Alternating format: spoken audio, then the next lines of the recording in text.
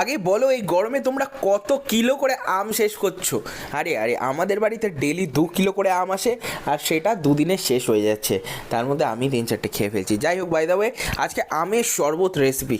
এই আমের শরবত ব্যাপারটা না আম লস্যির মতনই হয়ে গেছে, কারণ পাতলা টেলটেলে চলে তো, আর আমের রস সেই ব্যাপারটা ঠিক ভালো লাগে না, তাই না? তাই দই দিয়ে একেবারে মিক্সিতে, সিম্পল রেসিপি, আমগুলি দিয়ে ভালো করে গ্রাইন্ড করে হালকা একটু চিনি দিয়ে তারপরে ওপর থেকে কুচনো আম দেওয়া। আহা হা, এটা যে কি আরাম লাগে খেতে গরমের দিনে দুপুরবেলা। হালকা পাতলা ভাত, ধরো জল ঢালা ভাত, এইসব খেয়ে নিয়েই আমের শরবত, একেবারে লাইফ খুশ দিল খুশ, এরকম একটা ব্যাপার। বাবা তো যেহেতু মিষ্টি খায় না, তাই বাবা 1 চামচই টেস্ট করেছে, বাবারও হেভি লেগেছে। আর এদিকে গুড্ডি মার তো সেই লেগেছে, কারণ জিনিসটা তো মা বানিয়েছে, ভালো লাগবে। আর এদিকে গুড্ডি খেয়ে কী এক্সপ্রেশন দেবে কে জানে, ও তো আবার আম আমার মতনই পছন্দ করে, তাই আমার ওর মধ্যে আম খাওয়া নিয়ে মারপিটও লাগে। তোমাদের ভিডিওটা ভালো লাগলে লাইক করে দিও, টাটা।